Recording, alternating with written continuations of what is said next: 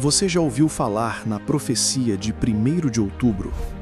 Nos últimos tempos, essa expressão tem gerado sussurros, debates e uma crescente ansiedade em muitos corações.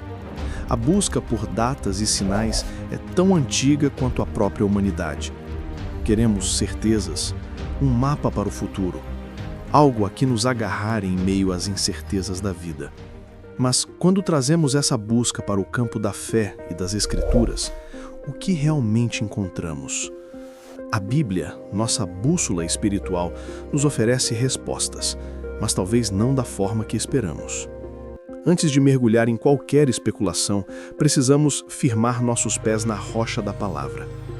Por isso, hoje vamos explorar não uma profecia moderna, mas a verdade atemporal das Escrituras sobre o tempo do fim. Se você busca sabedoria e paz em vez de medo e confusão e acredita que a Bíblia tem as respostas, inscreva-se agora no nosso canal e ative as notificações para não perder nenhuma das nossas jornadas pela palavra. O primeiro fato que você precisa entender e que muda completamente nossa perspectiva é o princípio divino da imprevisibilidade. Jesus, ao ser questionado por seus discípulos sobre os sinais da sua vinda, foi enfático em Mateus 24, versículo 36. Mas a respeito daquele dia e hora, ninguém sabe. Nem os anjos dos céus, nem o Filho, senão o Pai. Esta não é uma declaração vaga. É uma afirmação teológica profunda. O conhecimento do cronograma divino final pertence exclusivamente a Deus Pai. Qualquer tentativa humana de marcar uma data no calendário, seja 1º de outubro ou qualquer outra, colide diretamente com as palavras do próprio Cristo. O contexto histórico aqui é crucial. Os discípulos, imersos na cultura judaica, esperavam um Messias que estabeleceria um reino terreno imediato, com sinais claros e um cronograma definido. Jesus, no entanto, subverte essa expectativa. Ele redireciona a atenção deles do quando para o como. O foco não deveria ser decifrar um calendário secreto, mas sim viver em um estado de prontidão constante.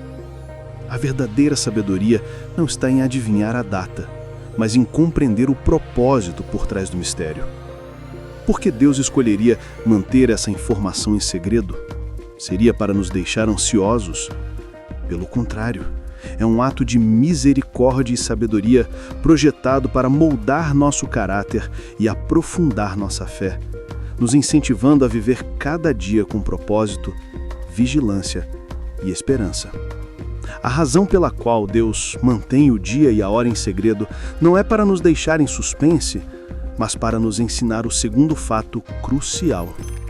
O foco das Escrituras está na preparação, não na predição. Jesus ilustra isso de forma magistral na parábola das 10 virgens, em Mateus 25. Imagine a cena: 10 jovens aguardam a chegada do noivo para a festa de casamento.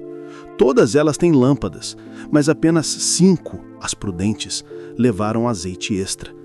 As outras 5, as insensatas, não se prepararam para uma possível demora.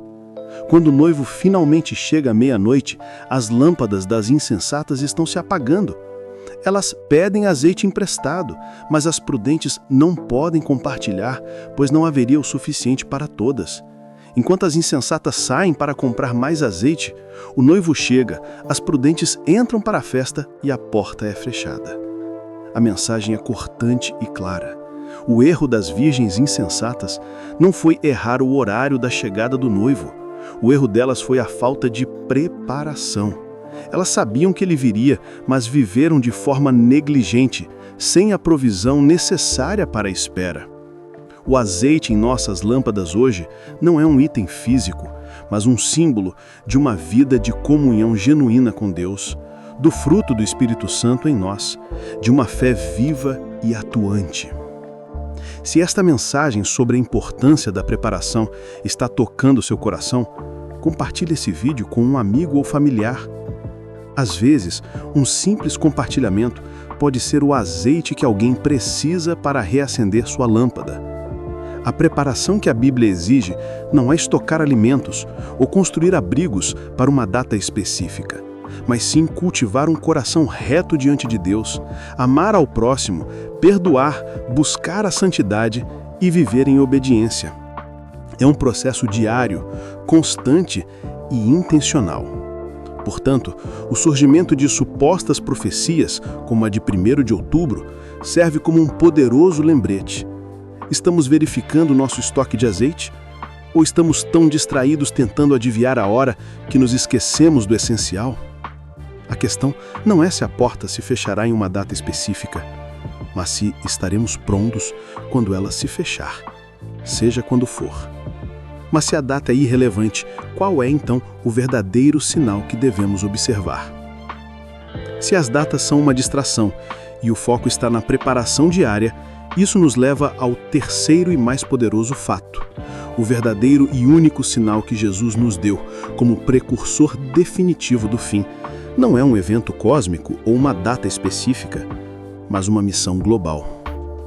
Em Mateus 24, versículo 14, após descrever guerras, fomes e terremotos como o princípio das dores, Jesus apresenta o grande sinal. E este evangelho do reino será pregado em todo o mundo como testemunho a todas as nações. E então virá o fim. Aqui está a mudança de paradigma. O sinal do fim não é algo que devemos esperar passivamente, mas algo que devemos participar ativamente. A urgência profética das Escrituras não é direcionada para a nossa ansiedade, mas para a nossa ação. A responsabilidade não é decifrar códigos, mas proclamar a mensagem. Esta verdade se conecta diretamente com a grande comissão em Mateus 28, onde Jesus ordena a seus seguidores que façam discípulos de todas as nações. A história da igreja é a história do cumprimento desta profecia em andamento. Cada missionário que cruza uma fronteira, cada Bíblia traduzida para uma nova língua, cada pessoa que compartilha sua fé com um vizinho está de fato acelerando o cumprimento do verdadeiro sinal profético. O interesse em torno de temas como a profecia de 1º de outubro revela uma fome espiritual profunda no mundo. As pessoas estão buscando esperança, sentido e respostas. Nossa tarefa, como cristãos, não é alimentar esta fome com especulações vazias, mas com o pão da vida, que é a palavra de Deus e a mensagem da salvação em Cristo.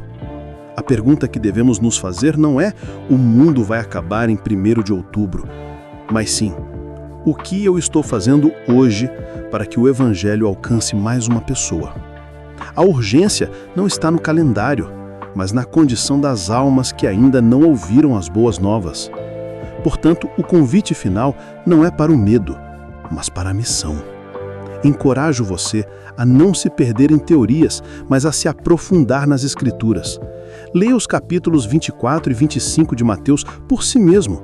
Peça ao Espírito Santo que lhe dê sabedoria não para prever o futuro, mas para viver o presente de uma forma que honre a Deus e cumpra o seu propósito na sua vida. A verdadeira preparação é uma vida de serviço, amor e proclamação.